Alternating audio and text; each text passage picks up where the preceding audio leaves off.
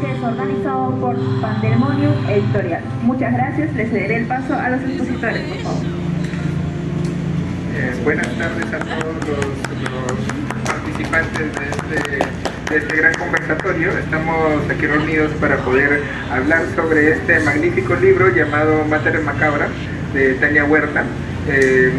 Primero le voy a ceder la palabra a Sofi Canal para que empiece con su declamación. Ya, muy buenas tardes con todos. Para mí es un honor presentar el libro de Tania Huerta. Primero porque le debo haberme salvado del horror de la pandemia.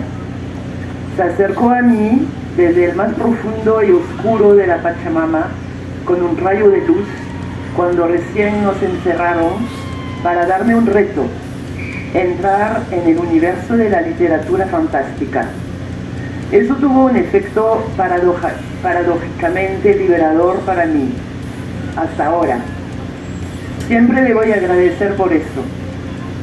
Segundo, el libro que voy a comentar ahora sintetiza, creo yo, todas las fuerzas que nos hacen humanos y sobre todo mujeres, invitándonos a liberarnos de siglos de opresión. Tercero, porque muy raras veces he sido tocada por una estética tan poderosa para llevar esas energías a nuestras almas vía la escritura. Recuerdo que Tania me dijo en una de nuestras infatigables conversaciones que su reto era hacer del género del horror y terror un género realmente literario. Es decir, que pueda competir con el género realista dominante en el Perú. Obras de arte a nivel de estilo y construcción. Este reto puedo decir que lo superó, gracias también a la gran labor editorial de Rocío Quispe, aquí presente, colega y amiga del colectivo Quipapacha, que nació junto a Tania y otros 11 escritores fantásticos. Desde sus primeras líneas, Mater Macabra reafirma la naturaleza profunda de los cuentos y mitos que forjaron nuestro inconsciente colectivo femenino, librándolos de la cucufata ganga que siglos de furibundo espíritu les han impuesto. Nos sumerge en el universo gótico de la época victoriana de las hermanas Bronte y Allan Poe, revisitada por Agatha Christie, pero que hubiera echado sus tentáculos húmedos hasta los salones de las tapadas chismosas de la Lima antigua. Entramos en esas macabras historias tomando café como invitados voyeurs, confortablemente instalados en el sofá de la boutique de la Belle Morte, y junto a 4 viejas amigas, la dueña de la boutique, la del rostro de princesa, la que parecía una bailarina y la del vientre vacío, que van contando sus historias una por una, levantando el dedo meñique. Al igual que las barcas de la mitología griega, que controlaban el metafórico hilo de la vida de cada mortal e inmortal, desde el nacimiento hasta la muerte, ellas son el hilo conductor de esos cuentos que abren al lector las puertas de las distintas figuras que pueden tomar la psique de la mujer salvaje. Las historias van creciendo poco a poco y como si nada, de lo raro hacia el horror extremo en cada parte, adentrándonos cada vez más profundo en la oscuridad de nuestras almas y herencias familiares en diversas épocas y zonas geográficas. La dueña de la boutique nos invita a explorar la parte oscura de la psique de la mujer dentro de la estructura familiar. Ella cuenta desde la vejez hacia la niñez, como yéndose hacia el origen del mal, y como si se tratase de una sola protagonista en las 7 historias, eso es una lectura mía, como una anciana logró prolongar sus años dorados de la manera más inmortal. Luego, como germinó en ella la idea de su atelier de moda, la Belle Morte, Luego investiga el impacto del último beso de una abuela a su nieta.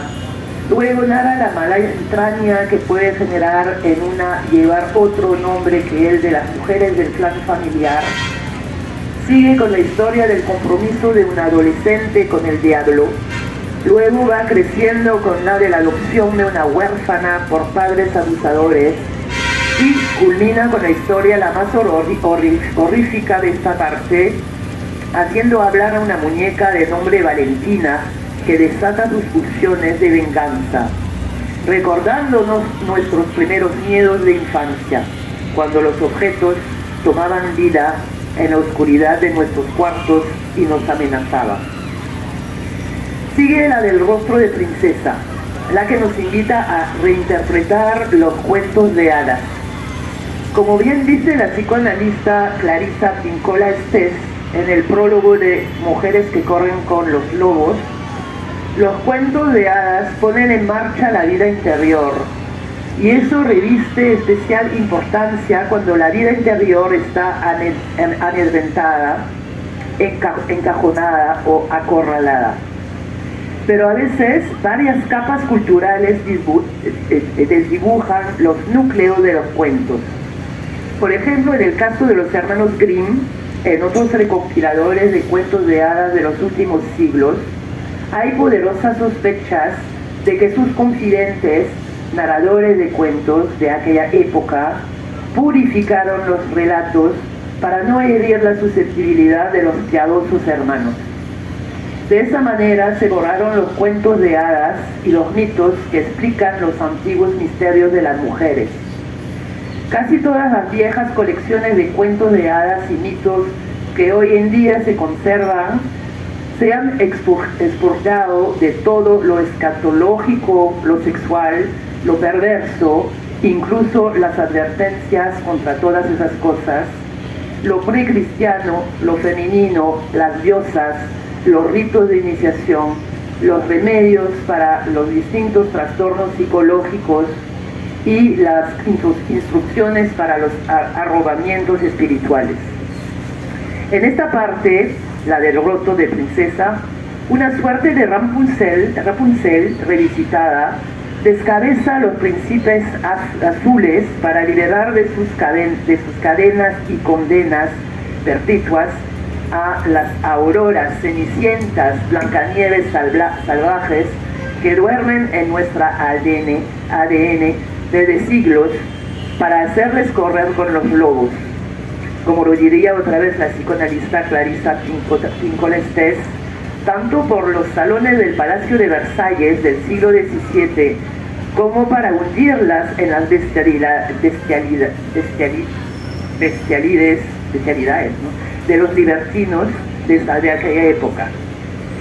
Yo cito, yo no merecía tanta espera, pronuncia la princesa Aurora, saboreando una gota de hermillón que cae en sus labios rojos como el carmín.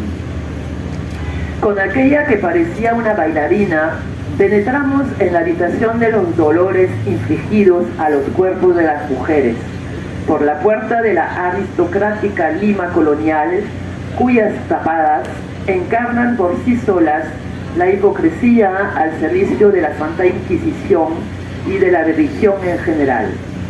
Esconden pequeñas vampiras y querubines de alas marchitas que reinterpretan los atributos y vestimentas de la niñez: zapatillas de charol, zapatillas de ballet, tutus, vestidos de novia, para vengarse de los abusos. El uso de cuentos tradicionales como el de los zapatitos de charol nos encariña con las que desobedecen los consejos, bailando y bailando hasta quedar agotadas e inmunes a la lección de valorar lo que las demás personas hacen por ella. Los que quedan castigados en esa parte del libro son los de los supuestos liberadores, figuras expiatorias lideradas por siglos de interpretación equivocada de la religión, que inventan la culpa como arma perfecta. Los pies de Cristo, cito, sangrando sobre la cruz de madera con líquido de roja cera, reflejadas en los de Un Petit Rat de la Ópera de París, demasiado perfecta, o en los cuartitos de niños supuestamente inocentes, autocastigados de una novia abandonada con su propia máquina de coser, o los que se infligen a ellas mismas, las anoréxicas, por medio de los espejos deformantes, yéndose como porcinas.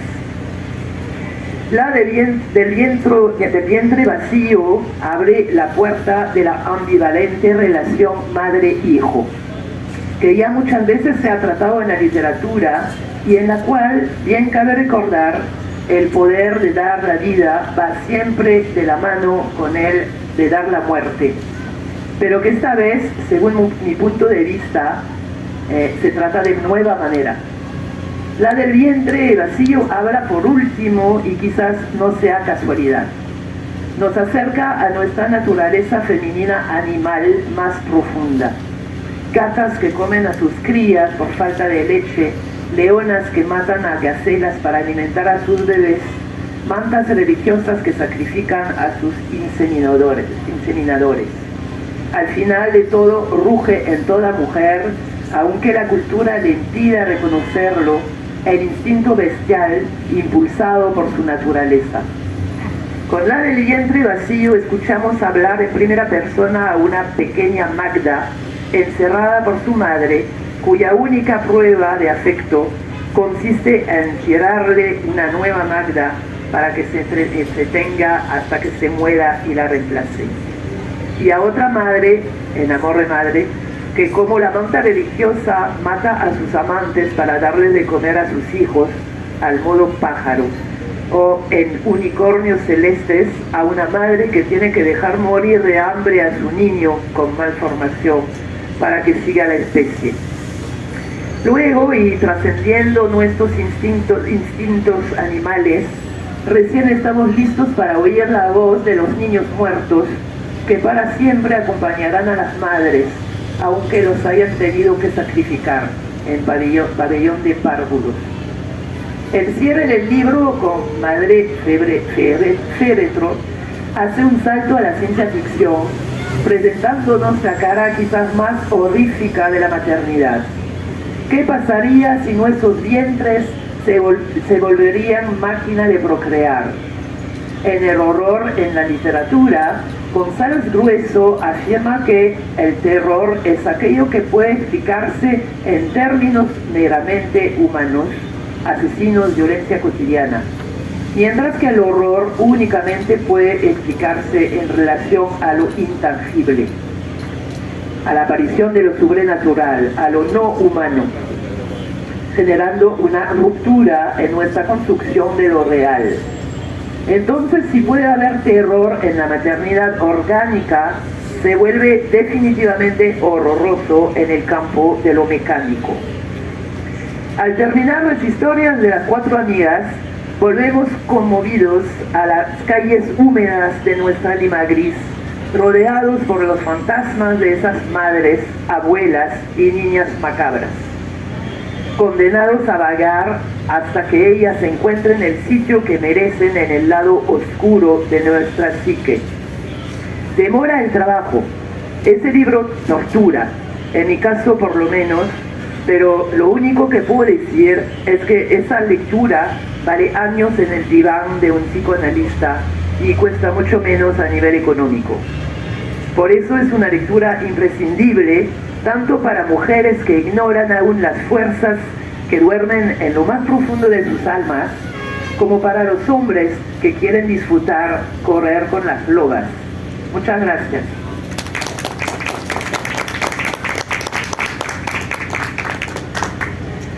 Buenas. Yo trataría de resumir este libro en unas frases, pero es imposible. Este libro contiene mucho de lo que es Tania.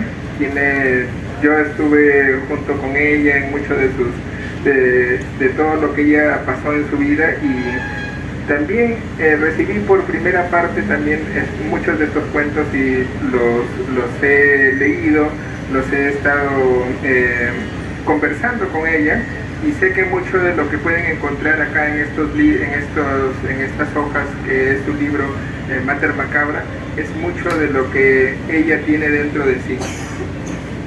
Cada vez que abran el libro, cada vez que lean una hoja, van a leer una parte de lo que es Tania y de lo maravilloso que es su arte. Su arte ustedes lo pueden leer y pueden darse cuenta de que tiene muchas reminiscencias a lo que es lo antiguo, lo gótico, y no tan solo dentro de lo que es la ambientación, sino en las mismas palabras que ella usa. Ella usa bastantes arcaísmos en los que te deja mucho este sentimiento que es a lo Ricardo Palma, a todas estas narraciones bastante antiguas en los que primaba mucho lo que es el terror, lo macabro y también el humor negro, porque dentro de estas páginas tiene mucho humor negro, y déjenme decir que el humor negro, por más que se diga de que puede ser fácil, hacer un buen humor negro es muy difícil, es bastante difícil. Y ella, tú lo lees y te hace sentir como que es lo más fácil del mundo hacer humor negro. También quisiera decirles que este libro me parece que le falta algo, que es una advertencia, y que le comenté a Tania, de que algo así como cuando tú entras al infierno y dice, deja un poco de tu felicidad aquí, también al leer el libro de Tania Huerta vas a dejar algo de ti. ¿Saben por qué? Porque al leer la manera en la que ella escribe, los demás autores que ustedes quieren, los demás autores que ustedes lo ven en una escala bastante grande, los van a ver más abajo. No van a llegar a sentir lo mismo con estos autores, porque la manera en que ella escribe es de una calidad tan grande que, bueno, ya me han visto mucho, yo a veces hago mucho de estas apologías a la comida, pero es como si tú comieras algo muy bien preparado, de una manera bastante exquisita, y luego de ahí todo lo demás te sabe igual, te sabe como a menos. Esa sería la advertencia al leer este libro, que los demás le van a saber a menos, porque es una manera muy maravillosa como escribe, porque hasta ahora no he encontrado dentro del ámbito peruano una persona que escriba de esta manera tan oscura, y logrando congeniar con mucho de lo que es difícil, o sea, congeniar el gore con lo gótico con lo que es el humor negro, y estas protagonistas que algunas veces son sádicas, violentas, macabras, y otras veces son unas personas que son tan delicadas, tan angelicales, que pueden ser incluso hadas, y también niños con una crueldad tan aberrante que explica un poco lo que es, pues, nuestra naturaleza humana más básica, lo que somos nosotros después de todo lo que la sociedad y todo lo que mucho de la cultura nos ha estado envolviendo en muchas capas, pero ella va hasta el corazón y lo saca y te dice, esto es lo que es el humano en sí, esta sangre, esta salvajez es lo que tiene el humano dentro. Y eso es lo que, bueno, como psicólogo también hablaba con Tania, es nuestra sombra, nuestra parte oscura, la que nosotros tememos enfrentar. Esa parte es la que tienes en este libro. Al abrirlo, estás viendo un espejo en el que puedes encontrar a la humanidad, encontrar lo que nosotros negamos de los humanos, lo que nosotros decimos que no existe, esta salvajidad, esta aberración que nosotros tenemos dentro y que en algún momento puede salir, como por ejemplo, también en muchas conversaciones sabemos que las madres siempre se las ha pintado como seres de luz, muy afables, muy hermosos, pero hay un punto en el que una madre se puede convertir en un monstruo, y es cuando tocan a su hijo. Ahí vas a encontrar el peor monstruo del mundo, y Tania sabe representar esta monstruosidad, esta gente que no ve pues ni blanco ni negro, ve todo de una manera bastante roja y bastante carmesí. Como palabras finales podría decir de que este libro es un viaje intenso que te lleva por unas dimensiones bastante oscuras, bastante lóbregas e históricas también, porque hay personajes que te llevan hacia lo que es la época victoriana peruana. Entonces este viaje intenso Usualmente nosotros cuando estamos en la ficción esperamos viajes que terminan en un final feliz, pero el final del libro va a sorprenderlos a muchos porque este final es bastante agrio, bastante amargo, y es también un poco de la predestinación humana. Los humanos siempre vamos a tener un final bastante agrio, bastante oscuro, y es lo que es la muerte. Mater Macabra también refleja lo que es la muerte, lo que es nuestro final, el viaje que nosotros vamos a realizar siempre y que termina en un destino fatídico y trágico. Muchas gracias.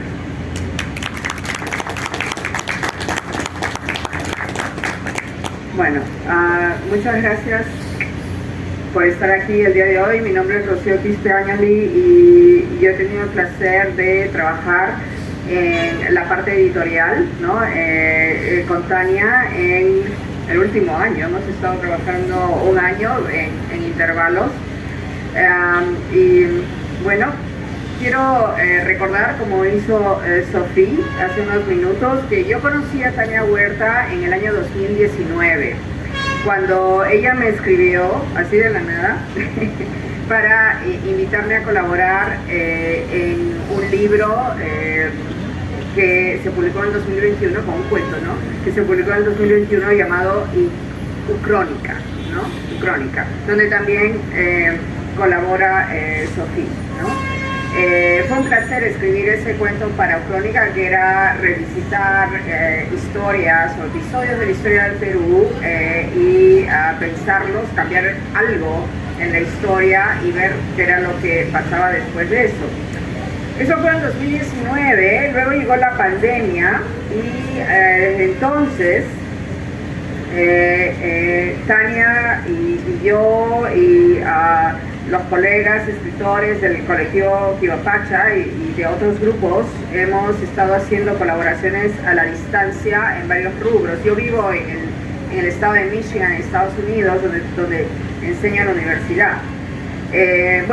Hemos hecho desde el 2019 colaboraciones en cuanto a géneros: ficción especulativa, literatura oscura, ciencia ficción, futurismo, literatura fantástica, y en diversos roles, tanto como autora, ¿no? Las dos como autoras, y también en roles editoriales, ¿no? Y luego me puse a hacer memoria. ¿Cuál fue el primer cuento que yo leí de Tania, que ella me compartió? Y recuerdo que fue en el año 2020, en su blog Pies Fríos en la Espalda. Y el primer cuento no es el primer cuento que ella escribió, es el primero que yo leí. Fue Reflejo, ¿no? Un cuento reflejo que no está en este volumen y que me perturbó mucho, me recordó el tipo de episodio que uno puede encontrar en La Dimensión Desconocida, que se centra en lo que consideramos lo feo o lo bello y cómo lo vemos según los filtros culturales que tengamos, y no voy a decir más para que lo busquen y lo lean como debe ser. Después de eso recordé que el siguiente cuento que leí sí se encuentra en este volumen, es Pequeña Magda, y recuerdo que cuando Tania me preguntó qué te pareció, yo le dije, me ha perturbado demasiado, ¿no? Me duele mucho ese cuento. Me fue difícil leerlo y Tania me dijo, de eso se trata, está bien. ¿No? Y luego seguí leyendo otros cuentos como Madre Féretro, de eso voy a hablar más adelante, que también están aquí, y Pabellón de Párvulos, ¿no? Todos estos cuentos están en esta colección, en este volumen. Cada cuento más perturbador que el anterior, tan o más perturbador, tan o más doloroso y tan o más trágico, ¿no? Hay sarcasmo, hay humor negro, ¿no? Pero yo, como lectora de los cuentos de Tania Huerta, yo como lectora experimento dolor, perturbación y la tragedia, ¿no? Y aquí, de esta experiencia lectora, salen tres aspectos en la narrativa de Tania Huerta que quisiera comentar muy brevemente, ¿no? Uno es sobre el género o los géneros en los que ella escribe. El otro es sobre la interioridad de los personajes, y el otro es el tema de lo femenino.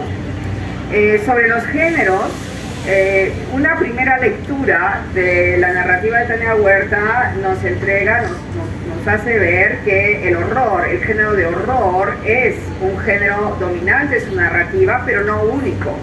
También hay visos de terror, ¿no? Y el terror se encuentra en esa anticipación que se revela, por ejemplo, en el cuento Pequeña Magda, cuando la niña narradora simplemente dice, está gordita, y no les digo más, ¿no? Porque cuando dice está gordita, ya, ahí ya se crea una anticipación, qué miedo, qué es lo que va a pasar, ¿no? Que de eso se trata. El terror no es explícito, es implícito y es psicológico, nos hace pensar y tener miedo de lo que puede pasar, ¿no? Y el uso del terror también lo aprecio en la secuencia de los cuentos que voy a comentar después, y eso tiene que ver con una idea que Tania y yo discutimos, ¿no? Que yo le sugerí y ella abrazó la idea y tomó la antorcha y corrió una maratón con ella, que es, yo sugiero que las historias vayan creciendo, ¿no? De menos intensas o de menos obvias, menos explícitas, más terror a más horror, ¿no? Bien, el horror lo encontramos en la expresión de lo grotesco y muchas veces de lo repulsivo que encontramos sobre todo en los cuentos de las últimas secciones o conforme vamos avanzando, ¿no? El horror, como ustedes saben, busca causar choque para llamar nuestra atención, no es un choque gratuito, superficial, sino para llamar nuestra atención a un problema, sea psicológico o colectivo, social, que es endémico en nuestra sociedad. Así que no es horror gratuito, a eso voy, ¿no? Sobre el segundo aspecto, porque no tengo mucho tiempo, quisiera llamar la atención sobre el trabajo de los personajes. Es algo en lo que yo insisto mucho. Lamentablemente veo quizá muchas publicaciones en que los personajes no tienen profundidad, ¿no? No hay interioridad, no hay trabajo de los personajes, por lo tanto no trascienden, no trascienden, se quedan en una superficie, son personajes fáciles de consumo inmediato, ¿no? Y esto se manifiesta en los cuentos de Tania en monólogos interiores o en diálogos con otros personajes que luego nos damos cuenta que también son como monólogos en diálogo. Es algo muy, muy extraño, pero ella lo logra, ¿no? Su pluma lo logra. Y esto da como resultado que conocemos a los personajes o tenemos visos de qué es lo que está pasando por la mente de este personaje, ¿no? Y no son personajes que se quedan en la superficie, sino tienen densidad, tienen luchas internas. Y luego nos damos cuenta que son interiormente trágicos, ¿no? Y ahora otra vez vuelvo a esto, que trascienden, son personajes que trascienden y que nos apuntan problemas de nuestra sociedad que probablemente vemos con más frecuencia de lo que deberíamos y no les prestamos atención, ¿no? Bien, el tercer aspecto es el tema de lo femenino, que es obvio. ¿Y por qué lo femenino? Lo primero que pensamos cuando decimos lo femenino es vulnerable, ¿no es cierto? Porque contraponemos lo femenino a lo masculino es lo fuerte y lo femenino es lo débil y lo vulnerable. Bueno, los personajes, narradores o no, protagonistas, personajes secundarios de los cuentos de Tania Huerta, aparecen como víctima o victimaria, ¿no? Hilos en común que yo encuentro en las protagonistas femeninas, ¿no?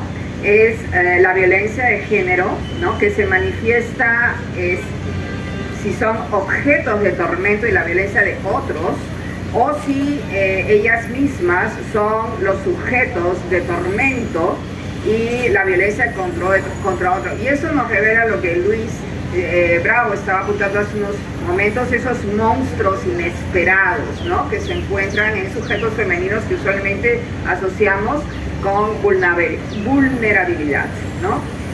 También es importante señalar los 4 personajes que nos cuentan historias, o sea, que inician cada una de las 4 secciones y que nos cuentan historias para pasar el momento de tormenta, de lluvia, se ha ido la electricidad, entonces para pasar el rato, ¿no?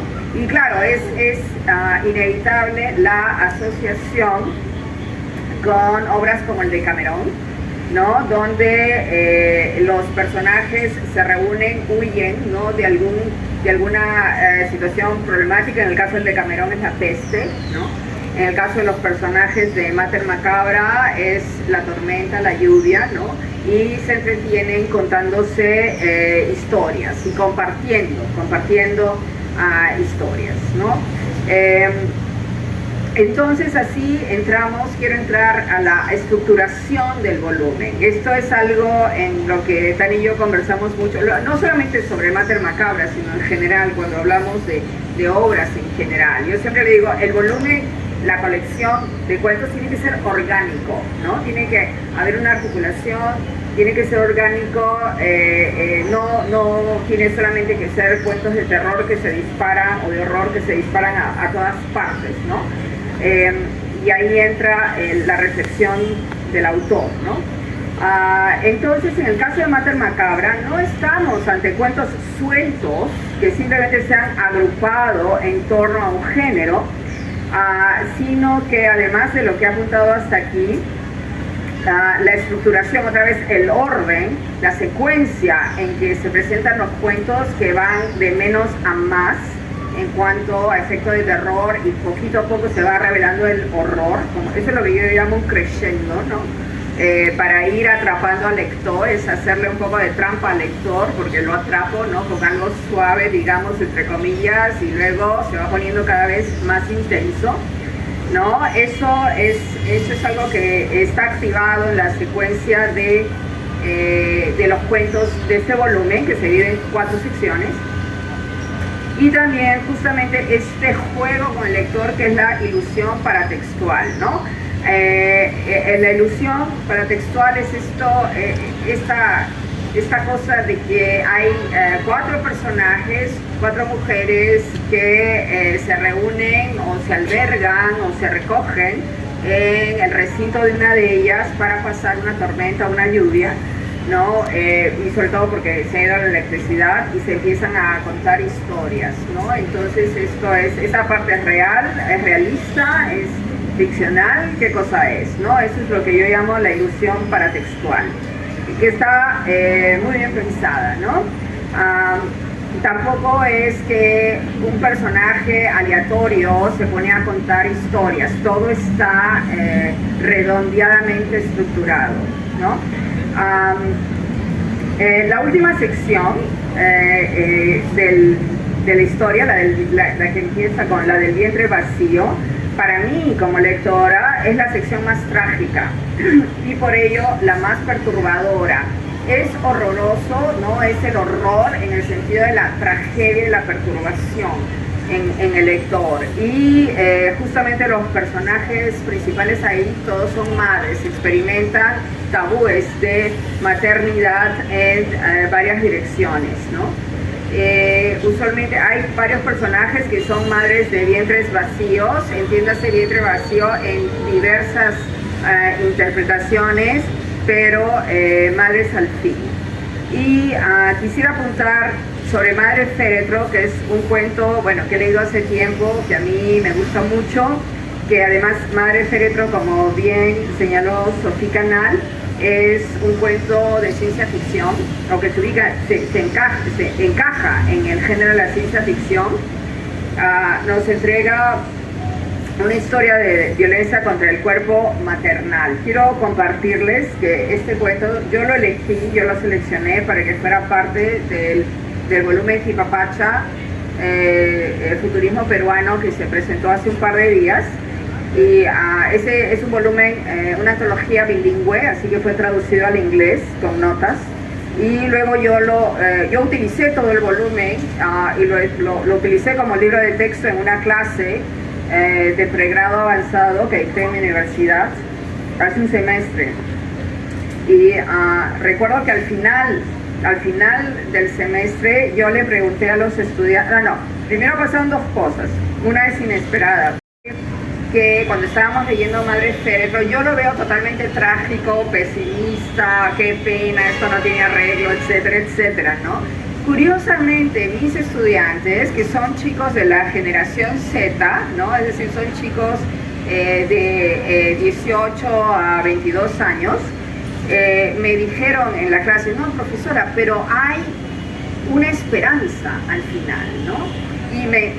Y claro, discutimos eso en la clase, y lo que a mí me llamó la atención son las diferentes lecturas que hacemos según la generación. Era algo que yo no me esperaba, ¿no? Y el lugar desde donde leemos. Así que un cuento que trasciende da lugar a diversas lecturas, y como yo les he dicho a mis colegas siempre, a Sofía, a Tania incluidas, ¿no? Una vez que publicas tu libro ya no te pertenece, es el hijo que sale al mundo y da lugar a diversas lecturas. La segunda cosa que pasó con Madre Féretro es que al final de ese curso, que habíamos leído las 14 historias de Quipapacha, futurismo peruano, yo les pregunté a los estudiantes, de todos los cuentos, ¿cuál fue el que les perturbó más? Y todos al unísono me dijeron Madre Féretro, ¿no? Y ahí empezamos toda una conversación de por qué, ¿no? A pesar de la esperanza, ¿no? Y claro, por ejemplo, Madre Féretro es un ejemplo de cómo se conecta con problemas sociales de hoy, ¿no? No solamente del Perú, sino a nivel global, ¿no? El hecho de querer controlar el cuerpo femenino, por ejemplo, el cuerpo femenino para reproducción, el derecho de la mujer a decidir si quiere o no quiere tener un aborto, ¿no? Y de allí también se va hacia el derecho de los animales, porque partiendo del concepto de maternidad, se estaban haciendo, mis estudiantes, estaban haciendo proyecciones hacia el abuso de animales, ¿no? De hembras que son obligadas a parir constantemente para producir cachorros o animalitos para el mercado, ¿no? Así que, bueno, esos son algunos ejemplos. También recuerdo, hicimos una conexión con The Handmaid's el cuento de la criada, perdón, de Margaret Atwood, y también con Matrix, ¿no? La primera instalación de Matrix. Bueno, para terminar, Luis Bravo nos ha dicho que sería bueno tener una advertencia, ¿no?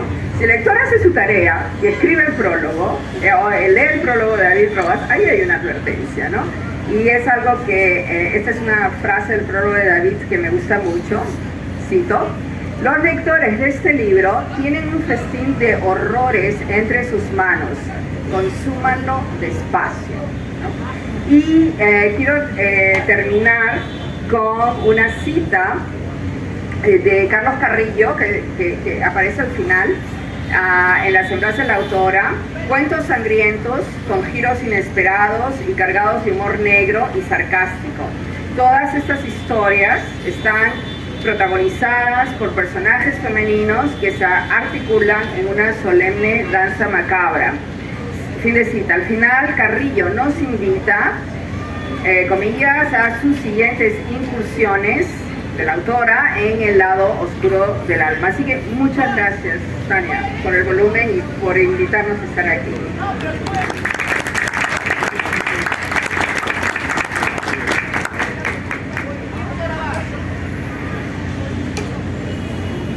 Bueno, primero que nada, gracias por haberse reunido aquí para esta presentación, que creo que ha demorado mucho, ¿no? Porque estos cuentos, me parece que uno de los primeros fue concebido más o menos en el 2015.